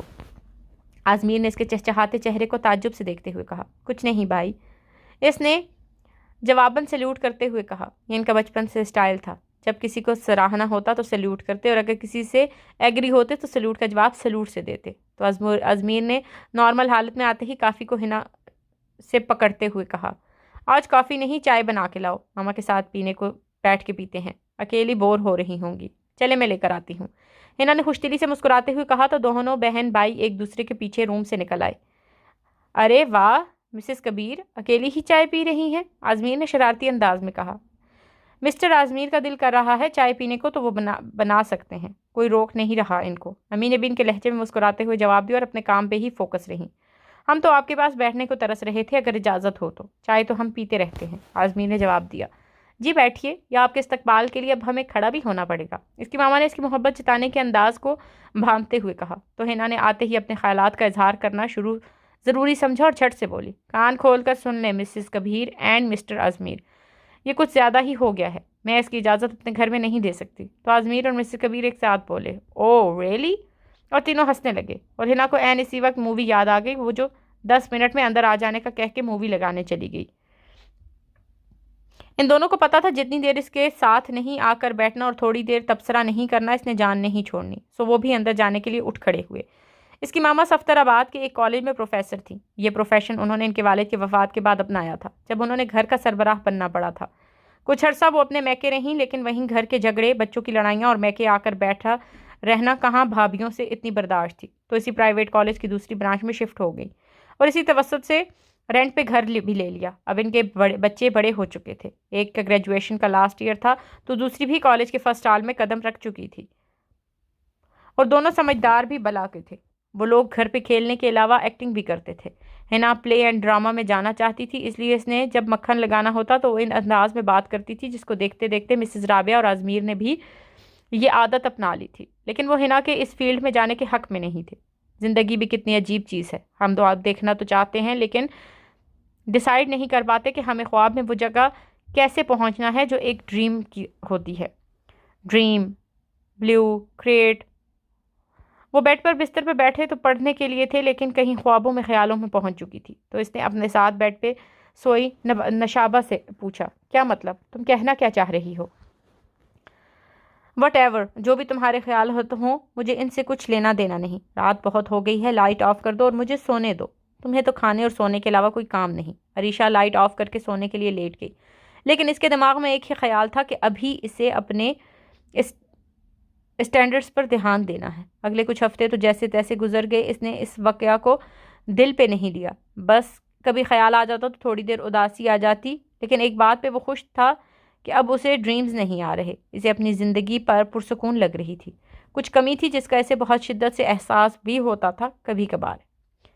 عجیب سے خیالات اور خواب نے اسے کشمکش میں مبتلا تو کر دیا تھا، لیکن اس نے دل پہ لینا چھوڑ دیا تھا، وہ لائف کا حصہ سمجھ کر۔ وہ چھت پر بیٹھ کر ٹھنڈی ٹھنڈی ہوا میں کافی کے مزے لے رہا تھا۔ اسے زندگی کو محسوس کرنا تھا، خاموشی کو انجوائے کرنا ہوتا تو وہ چھت پہ آ جایا کرتا۔ یہ عادت اس نے اپنے بابا سے سیکھی تھی۔ وہ انہی کی طرح پرفیکٹ آدمی بننا چاہتا تھا جیسے اس نے ان کے متعلق سنا۔ کب کافی ختم ہوئی اور کب خیالوں میں کھوئے کھوئے اسے نیند آ گئی، وہ وہیں سو گیا۔ بچوں، بہت گرمی ہے، باہر نہیں جانا۔ ان کے اٹھتے قدموں کو اس آواز نے جا لیا تھا۔ یار، ماما کو کیسے پتہ چل جاتا ہے ہم کھیلنے جانے والے ہیں؟ اب کہیں گی کہ اندر کھیلو یا سو جاؤ۔ میرے سے نہیں سونے ہوتا جب سارے بچے باہر کھیل رہے ہوتے ہیں اور ہم دونوں کی ماما پابندیاں لگاتی رہتی ہیں۔ شہیر نے غصے سے کہا تو آزمیر نے بھی ناراضگی کے ایکسپریشن دیتے ہوئے اس کے ہاں میں ہاں ملائی۔ وہ دونوں اندر آ گئے۔ ماما، ہم روم میں جا رہے ہیں، اور اگر آنٹی نے پوچھا تو کہیے گا شہیر بھی میرے ساتھ ہے۔ اوکے بیٹا، کھیلو آرام سے، لیکن کوئی چیز خراب نہ کرنا۔ یار، مجھے نہیں پتا، مجھے کرکٹ کھیلنی ہے۔ ماما پھر پاپا کو شکایت لگا دیں گی کہ لوگ گرمی میں باہر گئے تھے۔ گھر میں تو میری پسند کی جگہ نہیں، کہاں کھیلیں؟ شہیر نے بہت رو دینے والے انداز میں آزمیر سے کہا۔ کچھ نہیں ہوتا، سوچنے دو، کوئی نہ کوئی حل نکال ہی لیں گے جس سے دونوں گھروں کو پتہ بھی نہ چلے اور ہم کھیلنے کو بھی چلے جایا کریں۔ آزمیر نے بہت سیریس انداز میں کہا تو شہیر بھی سوچنے لگا۔ آئیڈیا، شہیر نے یکدم اچھلتے ہوئے کہا۔ کیسا آئیڈیا؟ آزمیر نے حیرانگی سے پوچھا۔ یار، ایک کام کرتے ہیں، کچھ دن باہر نہیں جاتے، گھر پہ رہیں گے۔ ایک دن تمہارے گھر، ایک دن میرے گھر۔ پھر کچھ دن بعد ان کو یقین ہو جائے گا کہ ہم باہر نہیں جا رہے، تو ایک دن تمہارے گھر اور ایک دن ہمارے گھر کا بہانہ کر کے باہر چلے جایا کریں گے۔ شہیر نے پھر پر اعتمادی سے کہا۔ ہم پکڑے تو نہیں جائیں گے شہری؟ آزمیر نے معصومیت سے پوچھا۔ پکڑے بھی گئے تو کیا ہوگا، تھوڑی سی مار پڑے گی، فکر نہ کر، تیرے حصے کی بھی میں کھا لوں گا، شہری نے پیار بھرے لہجے میں کہا۔ لیکن میں یہ اتار ضرور دوں گا کسی بھی صورت۔ اچھا بابا، اتار لینا۔ ابھی آؤ کارٹون دیکھتے ہیں۔ بھائی اٹھیں، کہاں سو گئے ہیں؟ اتنی نیند آ رہی تھی تو نیچے ہی رہتے اوپر کیوں آئے؟ ہنا نے آزمیر کو جھنجھوڑا تو آنکھیں مسلتا وہ اٹھ گیا۔ کیا یار، اتنا اچھا خواب تھا؟ اچھا جی، تو جو صبح تک حالت ہونی تھی، اس کے بعد پورا ہفتہ خواب ہی آنے تھے، پھر آپ نے کہنا تھا یہ ڈریم میرا پیچھا کیوں نہیں چھوڑ دیتے؟ ہنا، کیسی بہن ہو تم، نے میرا خیال نہیں رکھا۔ اب بھی کہتا ہوں کیسی بہن ہو؟ بہنیں ایسی ہوتی ہیں کیا؟ ایسی ہی ہوتی ہیں، شکر کریں ایسی ہی ہوتی، ورنہ بھائی جیسے ہوتے ہیں نا۔ ہنا کہتی کہتی نیچے چلی گئی تو اس کی بات پہ مسکرانے لگا۔ اس نے اپنے کاندھے سکڑا لیے کیونکہ اب اسے بھی ٹھنڈ کا احساس ہونے لگا۔ ساتھ ہنا کی بات کو ریپیٹ کرتا ہوا نیچے آنے لگا۔ بہنیں ایسی ہی ہوتی ہیں، یہ کہتے ہوئے اس کے چہرے پر لازوال مسکراہٹ تھی جو اس کے قدم کے ساتھ ساتھ ہوا میں بکھرتی جا رہی تھی۔ آج انہوں نے فائنلی پروجیکٹ کمپلیٹ کر لیا تھا۔ کوئی 8 پوسٹرز پہ انہوں نے اپنے خیالات اور پاکستان کے مسائل کو تصویروں کے ذریعے چارٹس پہ اتار دیا تھا۔ سب کو امید بھی تھی اور خود پہ یقین بھی، لیکن ان کا کمپٹیشن بہت ٹف تھا۔ یار، اتنی محنت کی ہے، تمہیں کیا لگتا ہے ہم یہ ایوارڈ جیت پائیں گے؟ آئی ڈونٹ نو، بس اللہ کرم کرے۔ یہ کہتے ہوئے اس نے اپنی ٹی کے سپ لیا۔ ایگزامس تو لاسٹ ویک کو ختم ہو چکے تھے۔ ایک ویک ان کا کیسے گزرا پتہ بھی نہیں چلا۔ بہت الجھن اور ورک لوڈ نے ان کو بہت تھکا دیا تھا۔ میں تو پورا ایک ویک اپنی نیند پوری کروں گی، زرمین نے اپنے چہرے پر تھکاوٹ کا احساس سجاتے ہوئے کہا۔ کم آن یار، اتنی بھی کیا تھکاوٹ جو تم ایک ویک سو گی؟ دیکھنا آج ہی تھکاوٹ اتر جائے گی جب ہماری تھیم کو فرسٹ پرائز ملے گا۔ اور ریلی، اگر ایسا ہوا نا تو ایک دن تمہارے نام جو تم کہو گی وہی کریں گے، اور ہاں، لنچ بھی میری طرف سے۔ چلو پھر تیار ہو جاؤ، ہم ہی جیت رہے ہیں۔ کال کی آواز ان کو انٹرپٹ کر رہی تھی۔ ہیلو، کہاں ہو زرمین؟ کولیکم اسٹارٹ ہو گیا ہے، تم لوگ نہیں آؤ گی؟ مریم نے پوچھا۔ نہیں یار، ہمت نہیں ہو پا رہی، آپ لوگ انجوائے کرو۔ ابھی زرمین جواب دے رہی ہی تھی کہ عریشہ نے اس سے موبائل چھین لیا اور بولنا شروع کر دیا۔ مریم، بی کانفیڈنٹ، اب ہمیں تب ہی کال کرنا جب ہم جیت کے ہوں گے، پھر اکٹھے ہی سیلیبریٹ کریں گے، ورنہ کل ملتے ہیں اور پوسٹر بھی اتار لینا یادگار کے طور پہ۔ سی یو اگین۔ یہ کہہ کر عریشہ نے کال آف کر دی اور موبائل ٹیبل پر رکھ دیا، اور یہ کہتے ہوئے تیزی سے اٹھی۔ چلو جا کر کمنٹس دیکھتے ہیں، ویسے بھی میں زیادہ کمنٹس پہ ایکسائٹڈ ہو رہی ہوں۔ واقعی، چلو چلو۔ زرمین بھی چیزیں اٹھا کر اس کے ساتھ ہو لی۔ یار یہ دیکھو، قاسم نے مغیث کو آزمیر کو اپنی طرف بلایا۔ وہ ایک چارٹ کے ذریعے سامنے کھڑا تھا جس پر ہر کرائم کو احساس کے ساتھ جوڑا گیا تھا۔ احساس کا جہاں لیول کم ہو جاتا ہے وہاں رشتے ختم ہونا شروع ہو جاتے ہیں، اور جہاں رشتے نہ ہوں وہاں کرائم بڑھنے میں وقت نہیں لگتا۔ لوگوں میں دوبارہ احساس جگاؤ۔ واؤ یار، یہ تھیم تو یونیک ہے، آزمیر کے منہ سے اچانک نکلا۔ لیکن ایسی چیزیں تو بس دیکھنے اور سننے میں اچھی لگتی ہیں، ان کا ریالٹی سے کوئی تعلق نہیں ہوتا۔ اصل دنیا بہت مختلف ہے، قاسم نے کہا تو تینوں ہنسنے لگے۔ وہ دونوں ان کے پاس آ کر کب کھڑی ہوئی ان کو احساس بھی نہیں ہوا، اور ان کی باتوں سے ان کی ساری خوشی غصے میں بدل چکی تھی۔ جسے احساس نہ جگائی اسے کون جگا سکتا ہے؟ غصے سے عریشہ نے بولا تو وہ تینوں نے مڑ کر ان کی طرف دیکھا، اتنے نازک سے ہونٹوں سے اتنی سخت الفاظ اور آنکھیں جیسے غصے سے لال ہو چکی ہیں۔ آپ؟ آزمیر نے عریشہ کی آنکھوں میں آنکھیں ڈال کر کہا۔ کچھ دیر عریشہ اور آزمیر ایک دوسرے کو دیکھتے رہے۔ ایسے موقع پہ نہ آنکھ چھپکتی ہے نہ تار نظر ٹوٹتا ہے۔ آنکھ مت چپکائیے، تار نظر مت توڑیے، چاند کو دل کے سویدا تک اترنے دیجیے۔ یوں پہلی نگاہ ہی بہت کچھ سمیٹ لیتی ہے۔ ایک کی آنکھوں میں غصہ تھا تو دوسرے میں ابھرتی چاہت۔ آزمیر کی آنکھیں ایسے دیکھ رہی تھی جیسے اس نے کوئی بہت منچاہی چیز اپنے سامنے پا لی ہو۔ اتنا ٹھہراؤ، ٹھنڈک اور سکون کے احساس میں نہ آگے کچھ بولا گیا اور نہ سنا گیا۔ وہ یک تک عریشہ کو دیکھتا رہا۔ عریشہ چلو چھوڑو، ان کے منہ کیا لگنا۔ فون سنتے ہی زرمین نے عریشہ کا بازو پکڑا اور اسے وہاں سے لے گئی۔ عریشہ بھی منہ میں کچھ بولتی محسوس ہوئی لیکن وہ سن نہیں پایا۔ وہ بس اس نظر سے نظریں چرانا نہیں چاہتا تھا۔ عریشہ اور زرمین نظروں سے اوجھل ہو چکی تھی لیکن آزمیر کو بس وہی نظر آ رہی تھی، ہر جا۔ آزمیر، یار آزمیر! قاسم نے اس کے آگے چٹکی بجائی۔ سین ختم ہو گیا ہے، کم بیک ڈیئر، وہ جا چکی ہے، اور اب اپنی نوٹنکی بند کر دو۔ مغیث نے بھی آزمیر کو بازو سے پکڑ کر جھنڈوڑا تو وہ ذہنی طور پر واپس آیا۔ یہ لڑکی؟ آزمیر ابھی بول نہیں پایا تھا تو مغیث نے اس کی بات کو اپنے الفاظ میں کمپلیٹ کیا۔ ہاں یار، یہ لڑکی بہت پیاری ہے، لیکن تم تو ایسے ریئیکٹ کر رہے ہو جیسے آج ہی کوئی لڑکی دیکھی ہے۔ یہ وہی لڑکی ہے؟ کون سی لڑکی بھائی؟ قاسم نے بھووں کو تناؤ دیتے ہوئے پوچھا۔ میرے ڈریمز میں آنے والی پری، آزمیر نے خوشی اور حیرانگی کے ملے جلے تاثرات سے جواب دیا۔ واٹ؟ وہ دونوں ایک ساتھ بولے۔ ہاں بھائی، یہ وہی لڑکی ہے، آئی سویر یہی ہے وہ۔ دونوں آزمیر کو ہکا بکا دیکھے گئے۔ یا تو وہ بوکھلا گیا تھا یا پھر ان کو بھی سب آزمیر کی بیماری لگ رہی تھی۔ کتنے بدتمیز ہوتے ہیں، خود کو تو کسی کام کے ہوتے نہیں، دوسروں کے کام میں بھی نقص نکالنے آ جاتے ہیں، اور پھر دیکھتے ایسے ہیں جیسے کوئی ہم لڑکیاں نہیں کسی اور دنیا سے آئی مخلوق ہوں۔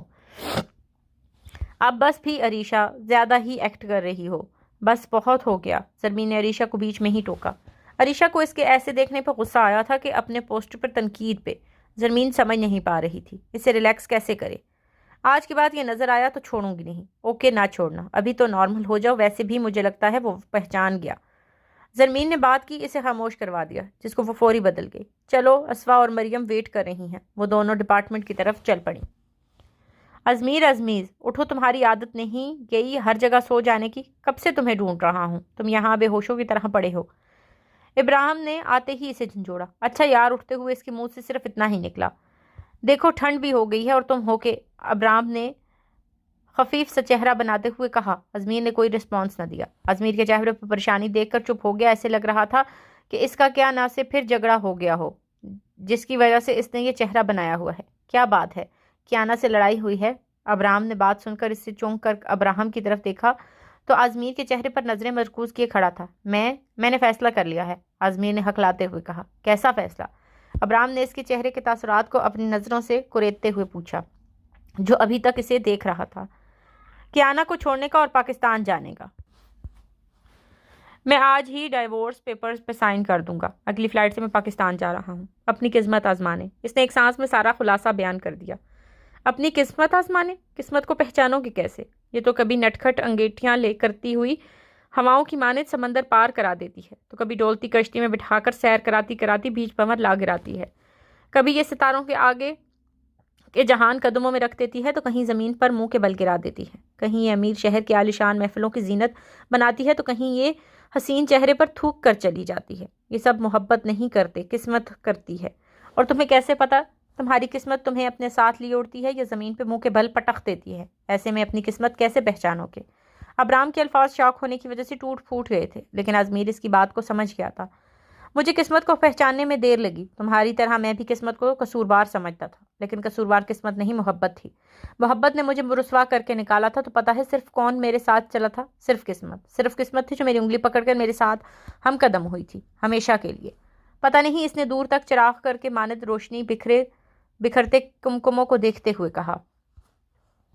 مجھے تمہاری سمجھ نہیں آ رہی، تم کرنا کیا چاہتے ہو؟ ابراہیم اس کے عجیب سے خاموش طبیعت اور کچھ عرصہ کی ہنوز حالت سے واقف تھا، اس لیے اسے عزمیر کی باتیں تھوڑی عجیب سی لگ رہی تھیں۔ اسے پتا تھا اس کی ذات میں عجیب سا ٹھہراؤ آ چکا تھا اور اس نے حالات سے سمجھوتا بھی کر لیا ہوا تھا، لیکن کچھ عرصہ میں وہ پھر ٹوٹ پھوٹ کا شکار ہو چکا تھا۔ میں صرف فی الحال اس منظر سے ہٹنا چاہتا ہوں۔ وہ بدستور ویسے ہی ٹکٹکی باندھے بیٹھا تھا، ابرام سے بھی بے خبر، جیسے کسی کو کوچوان کے سوالوں کا جواب دینا اس پر فرض کیا گیا ہو۔ اس طرح جب تم پاکستان سے بھاگے تھے، اب یہاں سے بھی کیا میں یہ بھی یہی سمجھ لوں؟ اب کہ ابراہم اپنا ٹیمپرامنٹ لوز کرنے لگا تھا۔ میں بھاگا نہیں تھا، اب بھاگ رہا ہوں۔ میں صرف پاکستان جانے کا فیصلہ کیا ہے، اس نے پورے اطمینان سے جواب دیا۔ اگر وہاں پھر سے کوئی فیصلہ کرنا پڑ گیا تو اس کے نتیجے میں پھر واپس آ جاؤ گے کیا؟ شاید۔ اس نے ٹھنڈے سے ٹھٹھراتے ہوئے اپنی جیکٹ کی پاکٹس میں ہاتھ ڈال دیے۔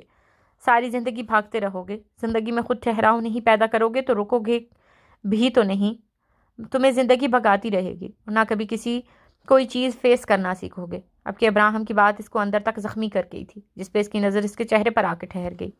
میں فیس کرنا جانتا ہوں اور کرتا بھی ہوں، اس نے اپنے آپ پہ قابو پاتے ہوئے کہا۔ جیسے کہ کیا مطلب؟ جیسے کہ تم نے انکل منیر کو فیس کرنا چھوڑ دیا تھا، عریشہ کو، منہا کو، اپنی ماما کو بھی، اور اب کیانا کو۔ کب فیس کیا تم نے ان سب میں سے ایک کو بھی؟ کس سے تم نے سوال کیا؟ کس نے تمہیں جواب دیا؟ کس نے تمہیں سمجھا؟ کس نے تمہارا ساتھ دیا؟ کس کا سہارا ہے آج تمہیں؟ اور کس کے لیے جا رہے ہو؟ وہ سحرزدہ آدمی کی طرح چپ چاپ اس کے منہ سے نکلتے الفاظ کی بارش میں اندر سے بھیگتا رہا، لیکن ماتھے پہ کوئی شکن نہ لایا۔ اسے پتا تھا اس کا دوست سچ بول رہا ہے، میں واقعی ایک مرد ہوں۔ کیا میں واقعی فوجی کا بیٹا ہوں؟ اس کے ذہن میں سوال ابھرا، لیکن ساتھ ہی اس نے جھٹک کر جواب دیا، تم میرے ساتھ چل رہے ہو یا نہیں؟ چلو۔ ابرام نے بھی اس سے زیادہ سوال پوچھنا مناسب نہ سمجھا اور وہ دونوں یونیورسٹی کی حدود سے باہر نکل آئے۔ اسے گلے میں اگلے ہی دن کی ٹکٹ مل گئی تھی۔ اس نے آگے کچھ نہ سوچا، اپنے گھر فون کیا اور نہ ہی کیانا کو بتایا۔ وہ پہلے ہی وہاں سے شفٹ کر چکی تھی اور ان دونوں وہ اکیلا ہی رہ رہا تھا۔ کیانا سے اس کی لڑائی روز کا معمول بن چکی تھی، اب تو اس حد تک بڑھ چکی تھی کہ اس نے ڈائیورس پیپرز تک بھجوائے تھے۔ اگر وہ سائن نہ کرتا تو 2 دن بعد کورٹ میں جانا پڑتا۔ اس نے بہت کوشش کی کہ وہ کیانا کو منا کر لے آئے، لیکن وہ نہیں مان رہی تھی۔ اس نے بنا کچھ پڑے پیپرز پہ سائن کیے اور سامان پیک کر کے ابرام کے ساتھ نکل آیا۔ ابرام کے فلیٹ پہ کچھ وقت گزرا اور اگلے دن صبح کو دونوں ایئرپورٹ پر ایک دوسرے کو اللہ حافظ کہہ رہے تھے۔ اس کا دل مطمئن تھا، لیکن اس کے چہرے پہ خوشی، سکون اور کبھی اندیشوں کی کچھ پل آتے اور جاتے، جس سے اس کا موڈ بھی کبھی خوشگوار ہو جاتا تو کبھی تشویش میں مبتلا ہو جاتا۔ شکاگو ایئرپورٹ پہ وہ بورڈنگ کے بعد ویٹنگ ہال میں ایک سیٹ پر بیٹھ گیا، جہاں اور بھی بہت سے لوگ بیٹھے تھے۔ ابھی پلین نے ٹیک آف کرنا تھا۔ وہ اپنے دھیان بیٹھا پاکستان میں گھر میں انٹر ہونے کا اور ہنا اور ماما سے ملنے کا نقشہ کھینچنے لگا، جیسے کوئی مہمان اپنے عزیزوں کے گھر جانے کے پہلے اپنے مائنڈ میں بناتا ہے کہ ان کی کیسے خاطر کی جائے گی۔ وہ کتنے خوش ہوں گے۔ اس کے پاس ایک بچہ آیا جس کی عمر کوئی 3-4 سال کے لگ بھگ تھی۔ اس نے ازمیر کی جینس کو اپنے ہاتھوں سے پکڑے کھینچنے لگا، لیکن اس کے نازک ہاتھ اپنی گرفت نہیں بنا رہے تھے۔ Uncle my dad.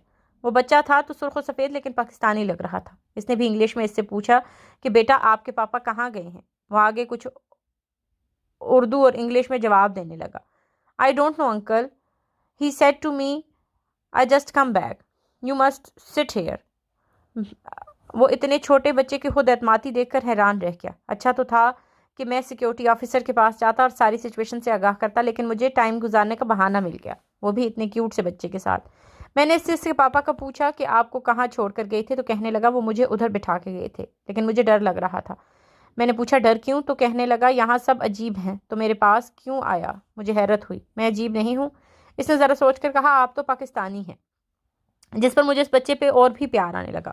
میں نے ارد گرد نظر دوڑائی، جس جگہ ہم بیٹھے تھے وہاں زیادہ ترکش اور امریکن تھے اور قریب کوئی پاکستانی چہرہ نظر نہ آیا۔ میں پاکستانی ہوں اور میں پچھلے کچھ سال سے امریکن نیشنل بن کے فخر محسوس کر رہا تھا، لیکن میرا چہرہ تو پاکستانی تھا، جو ایک بچے نے مجھے یاد کروایا۔ سچ کہتے ہیں تم جتنے بھی بھیس بدل لو، جتنے نقاب چڑھا لو، تم پہچانے اپنے ظاہر سے زیادہ باطن سے جاتے ہو، لیکن یہ بھی کیسا باطن تھا جو ایک بچے نے میرے ظاہر سے پہچان لیا۔ مجھے وہ بچہ انٹرسٹنگ لگا۔ میں نے اس سے مزید بات کرنے کے لیے اپنا دیسی ٹوٹکا آزمایا، بیٹا آپ کو کچھ کھانا ہے؟ اور وہ میرے سے بھی زیادہ تیز نکلا، جی انکل اسی لیے آپ کے پاس آیا ہوں۔ کمال ہے بھائی، یہ مجھے اپنی لائن پہ لا رہا ہے۔ کیا کھانا ہے آپ کو؟ چاکلیٹس اور جوس۔ میں نے اس سے زیادہ نہ پوچھا، کیونکہ اگر میں پوچھ لیتا کون سی چاکلیٹ اور جوس تو اس نے سبھی کے نام لے لینے تھے۔ اوکے آپ ادھر بیٹھو، میں لاتا ہوں۔ ہمارے بالکل سامنے کیفیٹیریا تھا، شاید اسی وجہ سے بچے کا دل کچھ کھانے کو مچل رہا تھا۔ میں جب چیزیں لے کر واپس آیا تو ایک صاحب وہاں آ چکے تھے اور شاید وہی محترم کے والد تھے جو تنہا اپنے بچے کو چھوڑ کے کہیں اور گئے تھے۔ Hello how are you? میں نے پھر بھی احتیاط سے پوچھ لیا۔ یو؟ وہ ابھی بولنے لگا تھا کہ بچے نے خود ہی اس کا تعارف کروا دیا۔ پاپا یہ انکل ازمیر ہیں۔ انکل؟ وہ صاحب کو شاید کچھ حیرانگی ہوئی تھی. انہوں نے مڑ کے میری طرف دیکھا تو مجھے مناسب لگا کہ ساری صورتحال سے ان کو آگاہ کر دوں. سو میں نے ان کو پچھلے 8 منٹ کا احوال بتا دیا, جس میں وہ تھوڑی شرمندہ بھی ہوئی اور معذرت بھی کی. وہ ایکچولی میرا ایک بیگ چھوٹ گیا تھا بورڈنگ کے بعد. یاد آیا تو میں اسے یہاں چھوڑ کر وہیں لینے گیا تھا. یہاں اتنے لوگوں میں مجھے پتا تھا اسے کوئی خطرہ نہیں. ویسے میں چھوڑتا نہیں ہوں اکیلے. ان صاحب نے فوراً وضاحت کی. آئی ایم شجاع حسین. مجھے یہ نام کچھ سنا سنا لگا. یکدم مسافہ کرتے ہوئے وہ چونکا. آزمیر کبیر. وہ صاحب جٹ سے بولے. مجھے لگتا ہے میں یہ نام کہیں سن چکا ہوں. مجھے بھی لگتا ہے میں آپ کو جانتا ہوں بہت پہلے سے. اور ریلی یہ تو کمال ہو گیا. وہ دونوں مسکرانے لگے. آپ کا بیٹا بہت پیارا ہے. میں نے بات بدلنی چاہی. یس, اس کے فادر نے اسے پیار سے گھورتے ہوئے کہا. اس کے بعد کچھ ادھر ادھر کی باتیں ہوئی اور اس کے بعد ہم دونوں پلین پر اپنی اپنی سیٹس پر بیٹھ چکے تھے. سفر لمبا تھا اور نیند بھی نہیں تھی پوری ہوئی. وہ سیٹ ریلیکس موڈ میں کر کے سو گیا. اور جب اس کی فلائٹ ترکی میں استنبول ایئرپورٹ پر لینڈ ہوئی تو اس کی دوبارہ آنکھ کھلی تھی اور وہ خود پہلے سے زیادہ تھکا ہوا محسوس کرنے لگا. اس نے اس دوران کچھ کھایا بھی نہیں تھا. پلین سے اترنے کے بعد اس نے منہ ہاتھ دھویا اور کیفیٹیریا آ گیا. ابھی نیکسٹ فلائٹ کو 3 آورس سے, سو وہ ایزیلی کچھ اسپیشل آرڈر کر کے کھا سکتا تھا. وہاں وہ مسٹر شجاع اور ان کے جاذب دوبارہ آتے دکھائی دیے. کیا میں یہاں بیٹھ سکتا ہوں؟ یا شور. وہ ایکچولی جاذب ضد کر رہا تھا وہ انکل کہاں گئے, تو میں سوچا کچھ وقت ہے آپ کے ساتھ گزار لیتے ہیں اگر آپ کو کوئی پرابلم نہیں ہو. Yes of course. اسی بہانے ٹائم بھی گزر جائے گا. وہ وقت دیکھتے دیکھتے کیسے گزرا پتہ ہی نہ چلا. ادھر ادھر کی باتیں, کچھ پاکستان پہ کچھ امریکہ پہ. وہ صاحب کو 8 سال ہو چکے تھے امریکہ میں اور مشکل سے 2 دفعہ پاکستان آئے تھے. ایک دفعہ شادی کرنے اور پھر اس کو بھی ساتھ لے گئے اور وہیں بس کے ہو کے رہ گئے. 2 بہنیں تھیں جن کی اب شادی ہو چکی تھی. 2 بیٹے تھے. وہ بڑے بیٹے کو پہلی دفعہ اس کی دادی دادا سے ملوانے لا رہے تھے. چھوٹا بیٹا وہیں تھا اپنی مدر کے ساتھ. ہم باہر والے ایک دفعہ اپنے ملک سے نکل جائیں تو نکل ہی جاتے ہیں. پھر ماں باپ کے نصیب میں انتظار کے سوا کچھ نہیں رہتا اور ہمارے نصیب میں دوڑ کے سوا. اس کے بغیر چارہ بھی تو نہیں. وہ لوگ لاہور ایئرپورٹ پہ لینڈ کرنے والے تھے. یہ اگلا دن ہو چکا تھا. ایک نئی صبح 6 سال بعد میں نے یہ صبح دیکھی تھی. لاہور شہر کو جسے کہتے ہیں ہر دور میں اس کی کشش مقناطیس کی طرح رہتی ہے جو مجھے اور نہ جانے کتنوں کو اٹریکٹ کرتی ہے اور کرتی رہے گی. خواہ ارمائن کا دور ہو, ہندو شاہی دور ہو, خاندان غلامہ کا دور ہو یا پھر غزنوی کا دور ہو. اور مغلوں کی تو جیسے روح بسی تھی اس شہر میں. ہمایوں کے بھائی کامران مرزا کے درائے راوی میں, بارادری اکبر کے 14 سالہ حکومت, جہانگیر کی قبر, شاہجہاں کی پیدائش, اورنگزیب کی عہد میں بادشاہی مسجد اور قلعہ عالمگیر دور, سب کچھ اس شہر میں ہی تو تھا. جو کبھی یونیورسٹی کی لائبریری میں لاہور نامہ پڑھا کرتا تھا, اس میں کچھ کردار جیسے میرے سامنے آ کھڑے ہوئے تھے. مجھے پلین لاہور ایئرپورٹ پہ نہیں بلکہ پرانے لاہور میں لینڈ کرتا ہوا محسوس ہوا. یہ شہر اس کے ذہن میں ایسے گھوما جیسے کوئی پرانی یاد, کوئی پرانا منظر سامنے آ جائے اور آنکھیں لکھنا سٹارٹ کر دیں. آنکھوں کے پردوں پہ سب کچھ ایک ٹھہر بن کے ابھرا ایک شارٹ فلم جو سب کچھ صرف کچھ پل میں دکھا دے. کل کو جو شہر سرخ, گلابی, نارنجی, نیلے, پیلے پھولوں کا پیراہن اوڑے بیٹھا تھا, جیسے ابھی ابھی وہاں سے کوئی خوبصورت پھولوں کا گلدستہ توڑتا اس کی پتیاں بکھیرتا گزرا ہو. لیکن آج پورے لاہور پہ فلائی اوورز کا ایک جال سا بچھا ہوا تھا. آج جہاں فوارے چلتے, آج جہاں تعلیمی, ثقافتی اور تہذیبی ادارے لوگوں کو ان کی آہ نہیں سننے دیتے, آج بھی وہ شہر لوگوں کو کسی نہ کسی طرح اپنا اسیر بنائے رکھتا. آج پھر اس شہر کا دل دادا ہو چکا تھا, لیکن تب تک جب تک نفس الامارہ مجھ پر کسی اور انداز سے حملہ کرتا. ٹیکسی اس کے گھر کے دروازے پر رک چکی تھی, اور لیکن وہاں اس کے لیے ایک اور مسئلہ درپیش تھا. ایک بڑا سا تالا, جیسے اسے دیکھ کر ہنس رہا ہو, جیسے اس کے چہرے کا ایک پل کا سکون چھیننے کے لیے صدیوں سے منتظر ہو. اس کی حالت اس پرندے کی سی تھی جو سارا دن اڑتا رہے اور جب تک ہار کے واپس آئے تو اس کا گھونسلہ ہوا کے دوش پر لٹک رہا ہو, اور وہ پرندہ نہ اسے سنبھالنے کی پوزیشن میں ہو نہ خود کو. وہ ٹیکسی والا اب دور جا چکا تھا. اس کے پاس سامان کے 2 بیگ بھی تھے. اس نے ہمت کر کے بیگ اٹھا کے اندر پھینکا, کیونکہ اس کے علاوہ اس کے پاس کوئی چارہ نہیں تھا. بیگ اندر پھینک کے اس نے ارد گرد دیکھا اور نکل پڑا کسی شاپ کی طرف. یہاں اسے کوئی نہیں جانتا تھا, کیونکہ اس کے جانے کے بعد ہی اس کی ماما یہاں شفٹ ہوئی تھیں ہنا کے اسٹڈیز کے لیے, وہ بھی رینٹ پر. سوائے اس وقت وہ کہاں تھے اسے بھی نہیں معلوم تھا. نہ اس نے ہنا اور ماما کو اپنے آنے کی بارے میں کوئی اطلاع دی تھی. آخر اسے دکان نظر آ گئی. اس نے جلدی سے اپنی پاکٹ سے سیل فون نکالا اور اپنی ماما کا نمبر ڈائل کرنے لگا. شاید 2 پیلز ہی میں کال اٹھا لی گئی تھی. السلام علیکم. وعلیکم السلام. ماما آپ کدھر ہیں؟ وہ جیسے اس کے سوال پہ چونکی اور کچھ سمجھ نہیں گئی. کیا مطلب؟ تم کدھر ہو؟ میں پاکستان آ چکا ہوں, لیکن جو آپ نے مجھے ایڈریس دیا تھا اس پہ تو لاک لگا ہوا ہے. آپ ہیں کدھر؟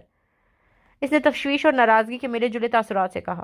تم بنا بتائے آ گئے؟ مجھے کیا علم تھا کہ ماما تو کیا واپس جا کر دوبارہ بتا کے آؤں؟ اس نے دوبارہ خفیف سے انداز سے کہا تو وہ سہم گئی، کیونکہ اتنی دیر بعد ان کا بیٹا واپس آیا تھا۔ رکو میں ابھی آتی ہوں، اینا بھی نہیں گھر۔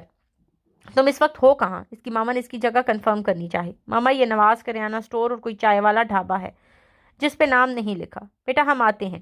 وہ شاید سمجھ گئی تھی اور اللہ حافظ کہہ کر فون بند کر دیا۔ اس نے اسی چائے شاپ پہ بیٹھ کر انتظار کرنا مناسب سمجھا اور اپنے لیے ایک چائے آرڈر کر لی۔ وہ جیسے پروٹوکول کی توقع کر رہا تھا اسے ملا نہیں تھا، لیکن اب اس نے چائے سے ہی اپنا موڈ اچھا کرنے کی کوشش کی، جس کی طلب اسے ایئرپورٹ سے ہو رہی تھی۔ لیکن اس نے گھر پہ ماما کے ہاتھ کے پراٹھے اور ہنا کے ہاتھ کے چائے پینے کو ترجیح دی، جو ابھی ایک ڈھابے کی چائے میں تبدیل ہو چکی تھی۔ منہا بیٹا ہمیں گھر جانا ہے۔ یہ بات نہیں ٹھیک، وہ ناراض ہو رہا ہے پہلے ہی۔ آنٹی آپ نے مجھ سے پرومس کیا تھا کہ آپ ازمیر آئیں گے، آپ مجھے ایک کوشش کرنے دیں گی۔ لیکن بیٹا سچویشن ایسی نہیں ہے۔ وہ پھر روٹھ گیا تو آنٹی روٹھنے کو منانا ہے، رسک تو لینا پڑے گا۔ بیٹا وہ واپس تو اب بھی میں بھی نہیں جانے دیتی۔ اس نے ان کی بات کاٹی تھی۔ بی بی جی دیکھے نا، اب رابعہ کا رخ ان کی دادی اماں کی طرف تھا جو اتنی دیر سے خاموش تھیں۔ ظاہر ہے دادی اماں بھی ایک ماں تھی اور وہ رابعہ کا دکھ سمجھ سکتی تھی، لیکن پوتی کے دل کا بوجھ۔ منہا پتر رابعہ ٹھیک کہہ رہی ہے۔ وہ بی جی آپ تو چپ کریں، کچھ نہیں ہوتا آپ کے لاڈلے ازمیر کو۔ نہ وہ واپس جائے گا، میں قربان چچا کو بھیج دیا، وہ لے آئیں گے۔ نہ آیا تو ازمیر بھائی ضرور آئیں گے۔ وہ یہ کہہ کر باہر نکل گئی۔ اب اسے کمرہ سیٹ کروانا تھا ازمیر کے رہنے کے لیے۔ وہ اپنی کی گئی غلطی کا مداوع کرنا چاہتی تھی۔ اب موقع ملا تھا، وہ بالکل بھی ویسٹ نہیں کرنا چاہتی تھی۔ دیکھ لیا آپ نے اپنی پوتی کو، شاید ٹھیک ہی کر رہی ہے، بیچاری کے دل پہ بوجھ بھی تو ہے۔ بوجھ کیسا بی جی؟ وہ ایسے کہاں آئے گا اور نہ اپنے ننہال ددیال کی بے رخی بھولا ہوگا۔ کیا آپ کو لگتا ہے یہاں پہ بلا کر اس نے معافی مانگنے کی وہ معاف کر دے گا؟ بیٹا خون تو اپنا ہی ہے، کوشش تو کرنے دینی چاہیے۔ جس کا ہم نے اس سے وعدہ کیا ہے، وہ اپنی اینک صحیح کرتے ہوئے بولی۔ لیکن بی جی مجھے لگتا ہے وہ کچھ بھی بھولا نہیں ہوگا۔ وہ اپنے بچپن کی محرومی اور جوانی میں دامن پہ لگے داغ کو وہ ایک سائڈ پر رکھ کے سب کے ساتھ گھل بیٹھے گا کیا؟ وہ تمہارا بیٹا ہے، تم معاف کر چکی ہو تو وہ کیوں نہیں؟ بی جی نے بیگم کبیر کا ہاتھ اپنے ہاتھوں میں لے لیا تھا۔ شاید آپ بھول گئی ہیں کہ وہ کبیر کا بھی بیٹا ہے۔ وہ اپنے بیٹے کو تو آپ جانتی ہی تھی۔ وہ ذرا ٹھہر گئیں۔ ان کے گلے میں آنسوؤں کا پھندا سا بن گیا جس کو وہ نگل کر بولی۔ میرا بھوٹیا ہونے کا حق ادا کر چکا ہوتا یہاں سے نہ جا کر۔ اب اس پل کو کیا یاد کرنا؟ بیٹا آ رہا ہے تمہارا، دوپہر کو اس کی پسند کے کھانے کا اہتمام کرو، حویلی سے جاؤ، غریبوں میں کھانا بانٹو، چراغاں کر دو۔ بی جی نے بات بدلنے کی کوشش کی اور اعتماد بھری نظروں سے اپنی بہو کو دیکھا۔ ان دونوں کی حالت ایک سی تھی، دونوں کے بیٹے انہیں موقع دیے بنا ہی چھوڑ کر چلے گئے تھے۔ معاف تو میرے رب نے بھی مجھے نہیں کیا جو میرا بیٹا بھی روٹھ کر چلا گیا، وہ دل ہی دل میں سوچنے لگیں۔ اور ہنا کو پتا ہے وہ پاکستان آ چکا ہے۔ اس نے حالی نظروں میں پوتے اور اکلوتے وارث کی آمد کی چمک پھرتے ہوئے حال میں آنے کی کوشش کی۔ وہ 2 ہفتے تک آئے گی واپس۔ پتہ نہیں، اسے بھی شاید بتا کے نہیں آیا۔ یہ لڑکی بھی نا، پتہ نہیں کیا کرنا ہے اس نے منسونے کپڑوں کا۔ چج کا تو ایک بھی نہیں بنایا اس نے، اور دنیا ہزاروں دے جاتی ہے۔ ہمارے ہاں تو سیدھی شلوار قمیض سلائی کی بٹنز والی اور پہن لی۔ انہوں نے ناخوشگواری کا اظہار کرنا چاہا۔ بی جی اس کا شوق ہے، ایک نہیں پورا کر سکی، دوسرے سے تو میں نہیں تھی نہ روک سکتی۔ ہاں یہ تو ہے، وہ بیچارگی سے بولی۔ اچھا میں چلتی ہوں، کچن میں بہت کچھ تیار کروانا ہے۔ ہاں آج تو میرا پوتا آ رہا ہے، میں بھی میٹھا کھاؤں گی۔ اور ہاں منشی اجمل کی جلیبیاں ضرور پورے گاؤں میں بٹوانا۔ آج بڑی حویلی کا اہتمام بھی کرنا ہے۔ رابعہ اب دور جا چکی تھی اور ان کے کانوں میں بی جی کی آواز پڑ رہی تھی۔ بی جی وہ جلیبیاں نہیں کھاتا اور آپ کو منع ہے۔ وہ کچن کے قریب پہنچ چکی تھیں اور ہیں سے بی جی کو جواب دے رہی تھی جو ان تک نہیں پہنچا تھا۔